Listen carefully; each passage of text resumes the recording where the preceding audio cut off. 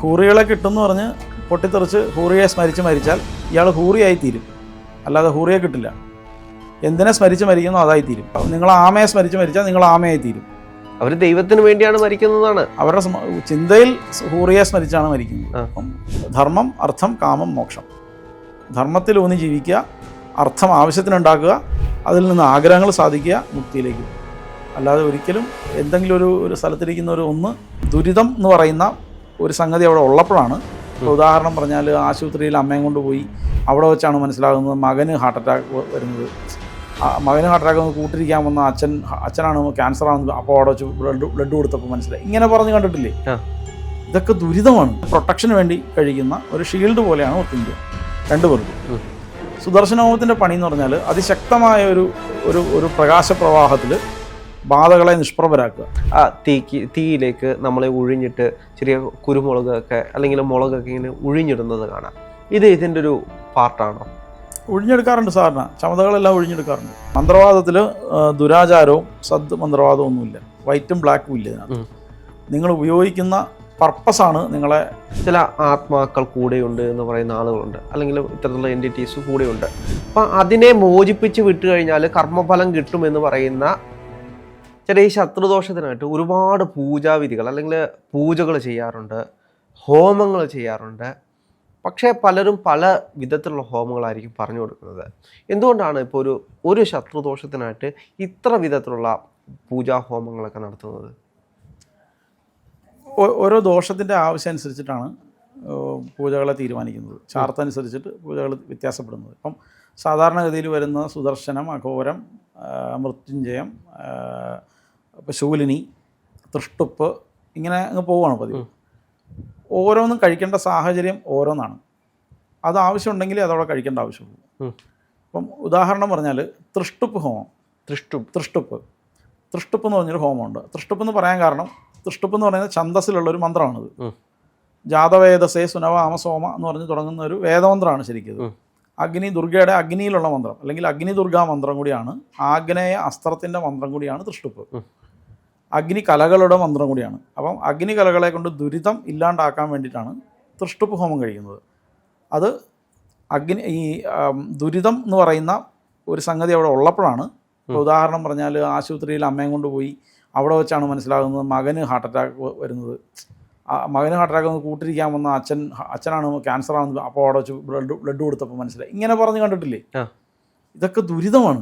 ലൂപ്പായിട്ട് അത് തന്നെ കണക്റ്റഡായി ഇങ്ങനെ ദുരിതം വരുന്നത്. ഇപ്പം വണ്ടി ഇടിച്ചു ആക്സിഡൻ്റ് ആയിട്ട് വന്ന് റിക്കവർ ചെയ്ത് തിരിച്ച് വീട്ടിൽ വരുമ്പോൾ കട്ടിലൊടിഞ്ഞ് താഴെ പോയി വീണ്ടും അവനെ കൊണ്ടുപോയി ആശുപത്രി. ഇങ്ങനെ ഈ മറ്റേ കിലുക്കത്തിലെ ജഗതിയുടെ ആക്സിഡൻറ്റ് മാതിരി കണക്റ്റഡായി വരുന്ന ഇതുപോലുള്ളതൊക്കെ ദുരിതമാണ്. ഈ ദുരിത കേസുകളെല്ലാം വരുമ്പോൾ തൃഷ്ടുപ്പ് ഹോമം വേണം. ഏത് പരിഹാരത്തിനും മൃത്യുഞ്ജയഹോമം അത്യാവശ്യമാണ്. മൃത്യുഞ്ജയഹോമം കഴിക്കുന്നത് കഴിപ്പിക്കുന്ന ആൾക്കും ഗുണം ഉണ്ടാവാനാണ്. അതായത് 50% ഫലം കഴിപ്പിക്കുന്ന ആൾക്കാണ്, 50% കഴിക്കുന്ന ആൾക്കാണ്. ഇയാളുടെ തപസ്സിനോ ഇയാൾക്ക് കോട്ടോ വരാതിരിക്കാനായിട്ടാണ് മൃത്യുഞ്ജയം കഴിക്കുന്നത്. അതായത് പ്രൊട്ടക്ഷന് വേണ്ടി കഴിക്കുന്ന ഒരു ഷീൽഡ് പോലെയാണ് മൃത്യുഞ്ജയം രണ്ടുപേർക്കും. സുദർശന ഹോമത്തിൻ്റെ പണി എന്ന് പറഞ്ഞാൽ അതിശക്തമായ ഒരു പ്രകാശപ്രവാഹത്തിൽ ബാധകളെ നിഷ്പ്രഭരാക്കുക.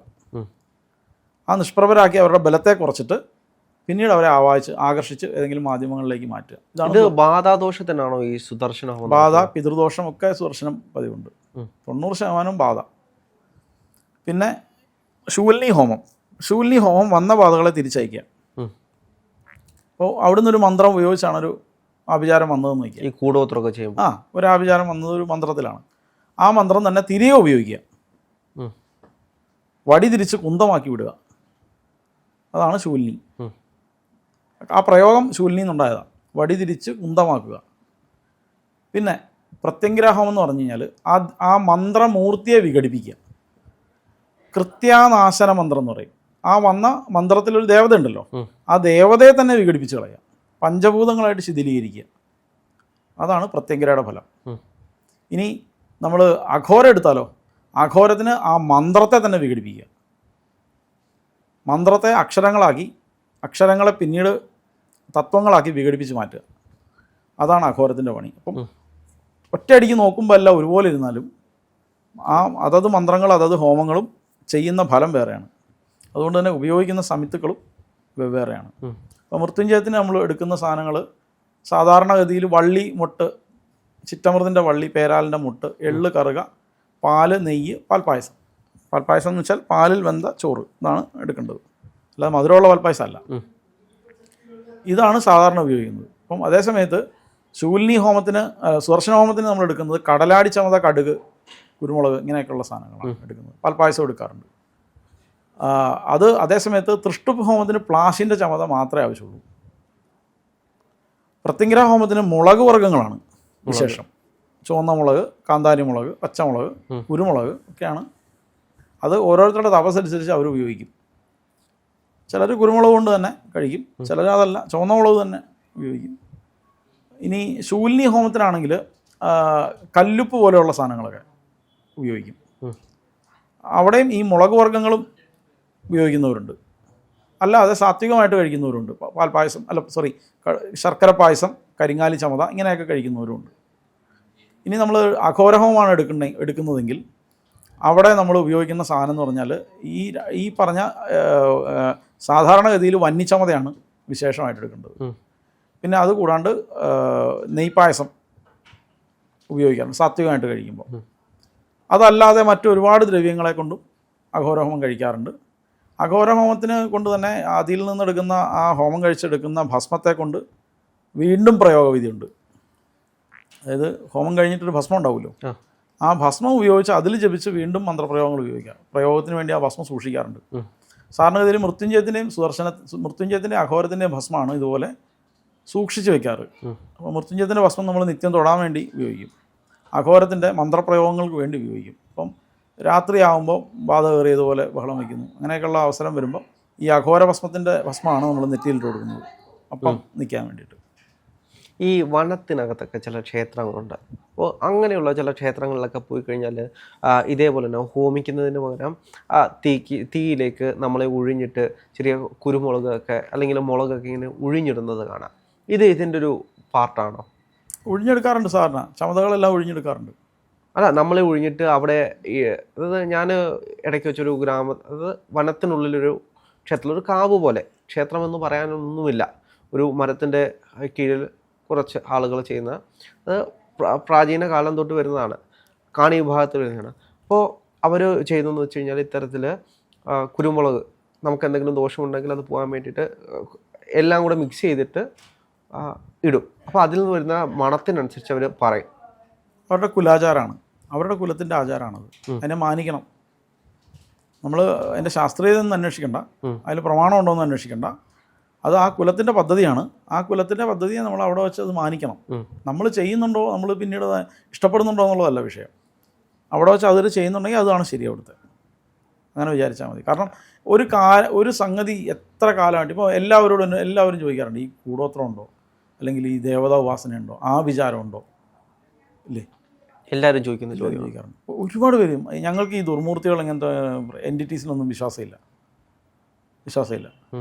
ഞാൻ എന്നും ഒരാളെന്നോട് പറഞ്ഞു, നാരായണ കവചം ശക്തമായിട്ട് ജപിക്കുന്നതാണ്, എനിക്ക് ഇതിലൊന്നും വിശ്വാസമില്ല, എനിക്ക് ഈശ്വരന് മാത്രമേ വിശ്വാസമുള്ളൂ. ആ നാരായണ കവചത്തിൽ തന്നെ കിടപ്പുണ്ട് ഘോര പിശാചകോ എന്താ പറയുക, കൂഷ്മാണ്ഡ ഭൈരവ എന്നൊക്കെ പറഞ്ഞിട്ട്, അതായത് ഇവരുടെ എല്ലാം ദൃഷ്ടിയിൽ നിന്ന് രക്ഷപ്പെടാൻ വേണ്ടിയിട്ടാണെന്നൊക്കെ കവചം തന്നെ ഇടുന്നത് തന്നെ പറഞ്ഞിട്ടുണ്ട്. നമ്മൾ പറയില്ലേ, ഭൂതോ പ്രേത നികടന ആവേ മഹാവീര ജപ നാമ സുനാവേ എന്നൊക്കെ നമ്മൾ ഹനുമാൻ ചാലിസയിലുണ്ടല്ലോ. അപ്പോൾ ഈ സാധനം അടുത്തേക്ക് വരില്ല ഹനുമാൻ ചാലിസ ജപിച്ചാൽ എന്നാണ്. അപ്പോൾ അതിലങ്ങനെ എഴുതണമെങ്കിൽ അത് വരുമോ ഇല്ലയോ, ഉള്ളതുകൊണ്ടല്ലേ എഴുതി വയ്ക്കുന്നത്.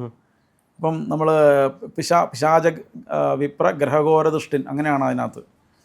അതായത് പിശാച ബ്രഹ്മരക്ഷസിൻ്റെ ദൃഷ്ടിയിൽ നിന്ന് രക്ഷപ്പെടാൻ നാരായണകവചം ദിവസവും ധരിക്കാനാണ് എഴുതിയിരിക്കുന്നത്. ഈ തന്ത്രത്തിനേക്കാളൊക്കെ പവർഫുള്ള് ഇത്തരത്തിലുള്ള ആളുകളുടെ ഉപാസന രീതിക്കാണ് എന്ന് പറഞ്ഞ് പലപ്പോഴും കേട്ടിട്ട്, അതേപോലെ തന്നെ ഒരുപാട് കഥകൾ പ്രചരിക്കാറുണ്ട്. ഇപ്പം കടമുറ്റത്ത് കത്തനാർ വരെ ഇത്തരത്തിലുള്ള കാണി വിഭാഗത്തിൽ നിന്നാണ് പ്രത്യേക ശക്തികളൊക്കെ വാങ്ങിച്ചിട്ടുള്ളത്, അല്ലെങ്കിൽ ഉപാസനകൾ വാങ്ങിച്ചിട്ടുള്ളത് എന്നൊക്കെ പറയുന്നുണ്ട്. ഈ തന്ത്രത്തേക്കാൾ ശക്തിയുള്ളതാണോ ഇത്തരത്തിലുള്ള ഉപാസന രീതികൾക്ക്? തന്ത്രം തന്നെയല്ലേ. തന്ത്രത്തിന് എത്രയോ വെറൈറ്റീസ് ഉണ്ട്. തന്ത്രത്തിൻ്റെ കടമറ്റത്ത് കത്തനാർക്ക് ഇത് ശീമേന്ന് കൊണ്ടുവന്ന വിദ്യയൊന്നുമല്ല. ഇവിടുത്തെ വനത്തിലുള്ള പാവപ്പെട്ട മലയാളിമാർ കൗളം അവരുടെ നല്ല ഒന്നാന്തരം കുലാചാര പദ്ധതി കൈമാറിയതാണ്. മന്ത്രവാദം, നല്ല ശക്തമായിട്ടുള്ള നല്ല മന്ത്രവാദ പദ്ധതി ഏതോ ഒന്ന് അദ്ദേഹത്തിന് കൈമാറി കിട്ടിയതാണ്. അല്ലാതെ അത് പുള്ളിയെ മറ്റേ വത്തിക്കാനിൽ നിന്ന് കൊണ്ടൊന്നും ഉപയോഗിക്കുന്നൊന്നുമല്ല. ഇപ്പം എല്ലാവരും പറയുന്നുണ്ട് കടമറ്റത്ത് കത്തനാരുടെ പരമ്പരപ്പെട്ട ഏത് പരമ്പര, ഇവിടുത്തെ പാവപ്പെട്ട വനവാസികളുടെ പരമ്പരയാണ് കടമറ്റത്തച്ഛൻ്റെ പരമ്പര എന്ന് പറഞ്ഞാൽ. അല്ലാതെ എന്തെന്നാ, കടമറ്റത്തച്ഛൻ എവിടെ നിന്നും കൊണ്ടുവന്നതല്ലോ, ഇത് ഇവിടുന്ന് കിട്ടിയതല്ലേ. അതെ. അപ്പം അത് അല്ല, ഇത്തരത്തിലുള്ള പദ്ധതികൾക്ക് കുറേ കൂടെ ശക്തി അല്ലെങ്കിൽ കുറേ കൂടെ ആളുകൾ വിശ്വസിക്കുന്നത് എന്തുകൊണ്ടാണ്? അതായത് ഇപ്പൊ നമ്മൾ സാധാരണ ഒരു തന്ത്രത്തിൽ അല്ലെങ്കിൽ ക്ഷേത്ര പൂജ ചെയ്യുന്ന ഇദ്ദേഹം പറഞ്ഞു വരുന്നത് വെച്ചാൽ മലബാര പദ്ധതികളെ പറ്റിയായി ചോദിക്കുന്നത്. മലബാര പദ്ധതികൾക്ക് മറ്റ് തന്ത്രവിദ്യകളെ വൈദിക തന്ത്രത്തിലെ അല്ലെങ്കിൽ വൈദിക താന്ത്രിക വിദ്യകളെക്കാളും ബലമുള്ളത് എന്തുകൊണ്ടാണെന്നാണ് ഈ ചോദിച്ചു വരുന്നത്. അതിൽ ഒന്ന്, അവർക്ക് കൂടുതൽ സാങ്കേതികത്വം ഇല്ല. വെട്ടൊന്ന് മുറി 2 രീതിയാണ്. സമർപ്പണം ഭയങ്കരമാണ്. അപ്പം പിന്നെ മലബാര സമ്പ്രദായം എന്ന് പറഞ്ഞാൽ കുലാചാര പദ്ധതിയാണ്. ആ കുലം ഒരുപാട് കാലമായി, അനാദികാലം മുതലേ നിലനിൽക്കുന്ന കുലമാണ്. ആദ്യത്തെ 5 ഗോത്രങ്ങളിൽപ്പെട്ട അല്ലെങ്കിൽ മനുഷ്യരെല്ലാവരും ഉണ്ടായിരുന്ന 5 കുലങ്ങളിൽ ഏതോ ഒന്നിൽ വരുന്നവരാണ് ഈ മലബാർ ഇപ്പോഴും അനുഷ്ഠിക്കുന്നത്, നന്നായിട്ട് അനുഷ്ഠിക്കുന്നവർ. അതൊരു പദ്ധതിയാണ്. ആ പദ്ധതിക്ക് അതിൻ്റേതായ ദേവതകളുണ്ട്, അതിൻ്റേതായ പ്രമാണങ്ങളുണ്ട്, അതിൻ്റേതായ ക്രമമുണ്ട്. കൃത്യമായിട്ട് അനുഷ്ഠിച്ചാൽ എല്ലാ പദ്ധതിക്കും ഫലമുള്ളതുപോലെ തന്നെ അതിനും ഫലമുണ്ട്. വൈദിക പദ്ധതികളും അതുപോലെ തന്നെയാണ്. വൈദിക പദ്ധതിയും ഈ അനാദികാലം മുതലേ ഉള്ളതാണ്. അത് കഴിക്കുന്നതിനകത്തുള്ള പ്രശ്നം കൊണ്ടാണ് ഇപ്പോൾ ഈ ഫലം നമ്മൾ ഈ പറയുന്ന സംശയമൊക്കെ പറയുന്നതിൻ്റെ കാര്യം. പക്ഷേ ഇവരെ നമ്മൾ ഏറ്റവും കൂടുതൽ ദുരാചാരം അല്ലെങ്കിൽ ദുർമന്ത്രമായ ഇവരാണ് ചെയ്യുന്നത് എന്നുള്ളൊരു ദുഷ്പേര് പലപ്പോഴും ലഭിക്കുന്നുണ്ട്. ഇത് നോക്കൂ, നമ്മുടെ മനസ്സിന് ഇഷ്ടപ്പെടുന്നതിനെ നമ്മൾ നല്ലതായിട്ടും മനസ്സിന് ഇഷ്ടപ്പെടാത്തതിനെ മോശമായിട്ടും നമ്മൾ കണക്കാക്കുന്നതാണ്. മന്ത്രവാദത്തിൽ ദുരാചാരവും മന്ത്രവാദവും ഒന്നുമില്ല, വൈറ്റും ബ്ലാക്കും ഇല്ല. ഇതിനകത്ത് നിങ്ങൾ ഉപയോഗിക്കുന്ന പർപ്പസാണ് നിങ്ങളെ വൈറ്റും ബ്ലാക്കും ആക്കി മാറ്റുന്നത്. അപ്പം ഞാൻ ഉപയോഗിക്കുന്നത് ഒരു ധർമ്മത്തിന് വേണ്ടിയാണ് എന്ന് വിചാരിക്കുമ്പം അത് എനിക്ക് വൈറ്റ് ആവും, അധർമ്മമാണെങ്കിൽ അത് ബ്ലാക്ക് ആവും. എല്ലാ മന്ത്രവാദങ്ങളും അപ്പോൾ ശരിയാണ്, ആണ് അതിൻ്റേതായ അർത്ഥത്തിൽ ശരിയാണ്. നോക്കൂ, നിങ്ങൾ ആ ദേവതയോട് പറയാണ്, നിങ്ങൾ അയാളെ കൊണ്ടുവരൂ, അയാളെ തലവെട്ടി തരൂ എന്ന് പറഞ്ഞാൽ തലവെട്ടി തരും. പക്ഷേ കർമ്മപ്രാരാബ്ധം അനുഭവിക്കണം. അത് നിങ്ങൾക്ക് മാത്രം ഉത്തരവാദിത്തപ്പെട്ടാണ്. അതിൽ നിങ്ങൾക്ക് രക്ഷപ്പെടാൻ പറ്റില്ല. അപ്പം നിങ്ങളുടെ കയ്യിലൊരു വാളുണ്ട്, നിങ്ങൾക്ക് എന്നെ വെട്ടാം, പറ്റില്ലേ? പറ്റും. പക്ഷേ നിങ്ങൾ ശിക്ഷ അനുഭവിക്കേണ്ടി വരും, വേണ്ടേ? അത് തന്നെ ഇതിൻ്റെ തിയറി. അവിടെ ഒരു സംശയം എന്ന് പറയുന്നത്, ഇപ്പം ചില ആത്മാക്കൾ കൂടെയുണ്ട് എന്ന് പറയുന്ന ആളുകളുണ്ട്, അല്ലെങ്കിൽ ഇത്തരത്തിലുള്ള എൻറ്റിറ്റീസ് കൂടെയുണ്ട്. അപ്പം അതിനെ മോചിപ്പിച്ച് വിട്ടു കഴിഞ്ഞാൽ കർമ്മഫലം കിട്ടുമെന്ന് പറയുന്ന, അല്ല അതിനെ മോചിപ്പിച്ച് വിടുന്നതുകൊണ്ട് കർമ്മഫലം കിട്ടുമെന്ന് പറയുന്ന, അതുകൊണ്ട് ചെയ്യാതിരിക്കുന്ന ഒരുപാട് ആളുകളുണ്ട്. അങ്ങനെ ചെയ്താലൊന്നും കർമ്മഫലമൊന്നും ലഭിക്കില്ല എന്ന് പറഞ്ഞ് അങ്ങനെ ചെയ്യുന്ന ആളുകളുണ്ട്, അതിനെ മോചിപ്പിക്കുന്ന ആളുകളുണ്ട്, അല്ലെങ്കിൽ ആവാഹിക്കുന്ന ആളുകളുണ്ട്, ഉച്ചാരണം ചെയ്യിപ്പിച്ച് വിടുന്ന ആളുകളുണ്ട്. അപ്പോൾ ഇതിൽ രണ്ടിൽ ഏതാണ് ശരി? 100% നമ്മൾ ഒരു ബാധയെ മാറ്റുമ്പോൾ, അല്ലെങ്കിൽ ഒരു മൂർത്തിയെ നമ്മൾ ആവാഹിച്ച് മാറ്റുമ്പോൾ നമ്മുടെ ബലം പോവും, തപസ് നഷ്ടപ്പെടും, 100% നഷ്ടപ്പെടും. പക്ഷേ കൃത്യമായി സായുജ്യത്തിലേക്ക് ആ മൂർത്തിയെ പറഞ്ഞയച്ചാൽ ആ സമയത്തൊരു അനുഗ്രഹം ഉണ്ടാവും. അത് ഈ തപോബലത്തിനേക്കാളും വലുതായിരിക്കും. അതായത് 100 ഇട്ട് 1000 മേടിക്കുന്ന പരിപാടിയാണ് കൃത്യമായി ചെയ്താൽ. ആവാഹനം കൃത്യമായിട്ടാണ് ചെയ്യുന്നതെങ്കിൽ ഒരിക്കലും നമ്മുടെ തപസ് പോവില്ല. ചെയ്യുന്ന സമയത്ത് പോവും, പക്ഷെ അത് തിരിച്ചു കിട്ടും, ഇരട്ടിയായിട്ട് തിരിച്ചു കിട്ടും. കാരണം ആ മൂർത്തി റിയലൈസ് ചെയ്യുന്നൊരു സമയമുണ്ട്. ഞാൻ പോവാണ്, ലയിക്കാനുള്ള പരിപാടിയാണ്, എനിക്ക് മുക്തിയായി എന്ന് മനസ്സിലാക്കുന്ന മൊമെൻറ്റിൽ അത് അനുഗ്രഹിക്കും. ഇപ്പോൾ ഉദാഹരണം പറഞ്ഞാൽ, ഒരു ബ്രഹ്മരക്ഷസിനെ ആവാഹിച്ചു എന്ന് പറഞ്ഞാൽ, ബ്രഹ്മരക്ഷസിനെ ആവാഹിക്കലൊക്കെ പോസിബിൾ അല്ലാത്ത വളരെ ബുദ്ധിമുട്ടുള്ള സംഗതിയാണ്. അതിനെ ആവാഹിച്ചു തന്നെ വയ്ക്കുക. ബ്രഹ്മരക്ഷസ് എന്ന് പറയുമ്പോൾ ഇപ്പോൾ ഒരാൾ മരിച്ചു കഴിഞ്ഞാൽ അയാളുടെ അച്ഛൻ അല്ലെങ്കിൽ പിതൃതലമുറ അങ്ങനെയാണോ? അതാണോ? അല്ല, അങ്ങനെയല്ല. ഗായത്രി സാധനമുള്ള ഒരാൾ, തപോനിഷ്ഠനായിട്ടുള്ള ഒരാൾ, അയാൾ ജലം കിട്ടാത്ത ദേശത്ത് വെച്ച് മരിച്ചു, തപസ്സുള്ള ഒരാളാണ്. ഇതാണ് ബ്രഹ്മരക്ഷസിൻ്റെ സ്വഭാവം. അതൊരു സ്ഥലസംബന്ധിയായിരിക്കും, ഒരു സ്ഥലവുമായിട്ട് കണക്റ്റഡ് ആയിട്ടായിരിക്കും നിൽക്കുന്നത്. എപ്പോഴും വെളിയിലേക്കെങ്ങും അങ്ങനെ മൂവ്മെൻ്റ് ഉണ്ടാവില്ല. എന്ന് പറഞ്ഞാൽ ഒരു ഒമ്നി പ്രസൻ്റ് അല്ല, ഒരു പ്രാദേശിക ദേവതയാണ്. ദേവത എന്ന് പറയാൻ പറ്റില്ല, ദേവതയ്ക്കും രക്ഷവർഗങ്ങൾക്കും ഇടയിലായിപ്പോയി.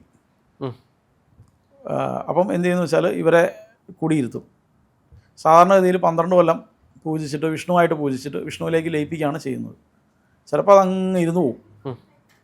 ചിലപ്പോൾ ഇതിനെ കണ്ടെത്തുമ്പോൾ ആരെങ്കിലും ആവാഹിക്കാനൊരു ശ്രമം നടത്തും, ആവാഹിച്ച് മാറ്റാനൊക്കെ നോക്കും. ആവാഹിച്ച് മാറ്റാന്ന് വെച്ചാൽ ഇതിന് വിഷ്ണുവിൽ ലയിപ്പിക്കണം. അപ്പോൾ ആ സമയത്ത് ഈ തപസ് നഷ്ടപ്പെടും ആർക്ക്? ചെയ്യുന്ന ആളുടെ. പക്ഷേ കൃത്യമായ പ്രോസസ്സിംഗ് ആണ് നമ്മൾ ചെയ്യുന്നതെങ്കിൽ ദേവത അനുഗ്രഹിക്കുന്ന ഒരു സമയമുണ്ട്. അത് അതിന് മുക്തി കിട്ടുമ്പോഴാണ്, അല്ലെങ്കിൽ മൂർത്തി ഈ ബാധ അനുഗ്രഹിക്കുന്ന സമയമുണ്ട്. അത് അവർക്ക് മുക്തി കിട്ടുമ്പോഴാണ്. ആ മുക്തി കിട്ടുന്ന സമയത്ത് പോയ ബലത്തെ 100 ഇരട്ടിയായിട്ട് നമുക്ക് തിരിച്ചു തരും. അതുകൊണ്ട് അങ്ങനെയുള്ള പ്രശ്നം ഇല്ല. നമ്മൾ നിയതി നിശ്ചയിച്ചിട്ട് നമ്മളോട് ഇതേ കർമ്മങ്ങൾ അനുഷ്ഠിക്കാനായിട്ടാണ് നമ്മുടെ ജന്മമെങ്കിൽ ഇത് ചെയ്യാതിരിക്കാൻ പറ്റില്ല. ഇപ്പോൾ അങ്ങ് തന്നെ പല വീഡിയോയിലും പറഞ്ഞിട്ടുണ്ട്, ഇപ്പം നിങ്ങൾ ആരാധിക്കുന്ന ഏത് ദേവതയാണോ ആ ദേവതയായിട്ട് നിങ്ങൾ ആയിത്തീരുകയാണ്. ഇപ്പോൾ ശിവനെ ആരാധിക്കുകയാണെങ്കിൽ ശിവനായി തീരുകയാണ്. അപ്പോൾ അങ്ങനെയാണെങ്കിൽ ഇപ്പോൾ ഒരു കോൺട്രവേഴ്ഷ്യൽ ആയിട്ടുള്ളൊരു ക്വസ്റ്റ്യനാണ്, ചില ഇപ്പോൾ ഭീകരവാദം ചെയ്യുന്ന ആളുകൾ അവർ സ്വന്തമായിട്ട് മരിക്കുന്നത്, അതായത് ആ സമയത്ത് മറ്റുള്ളവരെയും കൂടെ മരിക്കുന്നതെന്ന് വെച്ച് കഴിഞ്ഞാൽ ഹൂറികളാവാൻ വേണ്ടിയിട്ടാണ്, അല്ലെങ്കിൽ അങ്ങനെ പറഞ്ഞിട്ടുണ്ട് എന്ന് പറഞ്ഞുകൊണ്ടാണ്. അപ്പോൾ അതെങ്ങനെയാണ് ശരിയാവുന്നത്? ഹൂറികളെ കിട്ടുമെന്ന് പറഞ്ഞ് പൊട്ടിത്തെറിച്ച് ഹൂറിയെ സ്മരിച്ച് മരിച്ചാൽ ഇയാൾ ഹൂറിയായി തീരും, അല്ലാതെ ഹൂറിയെ കിട്ടില്ല. എന്തിനെ സ്മരിച്ച് മരിക്കുന്നോ അതായിത്തീരും, അത്രേ ഉള്ളൂ. നിങ്ങൾ ആമയെ സ്മരിച്ച് മരിച്ചാൽ നിങ്ങൾ ആമയായി തീരും. അവർ ദൈവത്തിന് വേണ്ടിയാണ് മരിക്കുന്നതാണ് അവരുടെ ചിന്തയിൽ. ഹൂറിയെ സ്മരിച്ചാണ് മരിക്കുന്നത്. അപ്പം ഹൂറിയായി തീരുമല്ലാതെ ഹൂറികളെ കിട്ടുമെന്ന് വിചാരിക്കണ്ട. അങ്ങനെ ഒരു സംവിധാനം ഇല്ല. ഒന്ന് സ്വർഗവും നരകം എന്ന് പറയുന്ന പ്രിൻസിപ്പിൾ ഇല്ല. ഇതൊക്കെ തന്നെയും ഇവിടുത്തെ ആളുകളെ സ്വർഗം നരകം എന്ന് പറഞ്ഞാൽ മാത്രമേ ആളുകളെ ധർമ്മത്തിൽ ഉറപ്പിച്ച് നിർത്താൻ പറ്റുള്ളൂ. അതിനുവേണ്ടി മാത്രം ഉണ്ടാക്കിയ ഒരു കോൺസെപ്റ്റാണ്. നമ്മളുടെ പുരാണങ്ങളിൽ മാത്രമേ സ്വർഗ നരക ചിന്തകളും മറ്റു കാര്യങ്ങളൊക്കെ ഉള്ളൂ.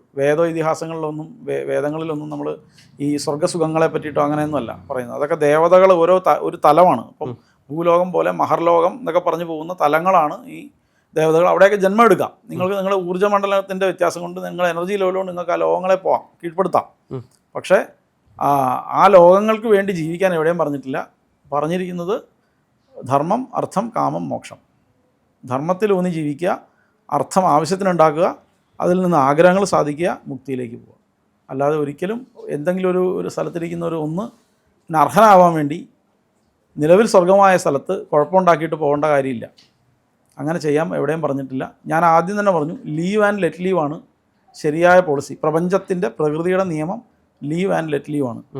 അതിന് വിരുദ്ധമായിട്ട് പ്രവർത്തിക്കുന്ന ആൾക്കാരെ പ്രകൃതി വിരുദ്ധന്മാരായിട്ടേ കണക്കാക്കാൻ പറ്റുള്ളൂ. എന്താണെങ്കിലും ഒരുപാട് നന്ദിയുണ്ട്. ഇനിയും നമുക്ക് അടുത്ത എപ്പിസോഡുമായിട്ട് വീണ്ടും ഇരിക്കാം.